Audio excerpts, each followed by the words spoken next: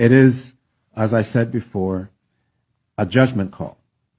The judge is the king of Israel. He is creator of heaven and earth. And because his firstborn, which would be the Israelites, disobeyed, he has sentenced them to 400 years of slavery as punishment.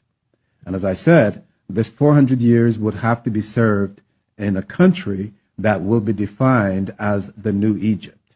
And that country, as we know it today, this is going back to the days of Moses, but this country is the United States of America. And again, as I said, we are limited here because we're looking at a historical perspective, but it's still within the spiritual framework. And they did not come straight from Jerusalem to Virginia. There's a lot that transpired through the Roman Empire, through, as we said before, Iberia, through North Africa, through even West Africa before all of that. So this is where we would have to go to flush out the historical perspective in a spiritual framework. Did this happen a little after 70 AD, that migration?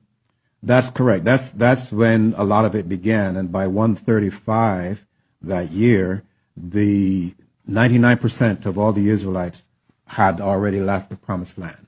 They were throughout, Asia, Africa, and then later on into the Roman Empire, around the Mediterranean to the south especially. So they spent about almost 1,000 years traveling in Europe. They spent a lot of time, and it is an amazing appreciation of the wisdom of the King of Israel, because in the process, they helped to lay the foundation for a powerful Europe. And I say that because when we look at the economy, we see a lot of our doings as Israelites. We see the same thing in Western Africa. We see the same thing in Western Asia. And wherever we go, we put our hands in that country and lifted it up. But we did not benefit from their prosperity.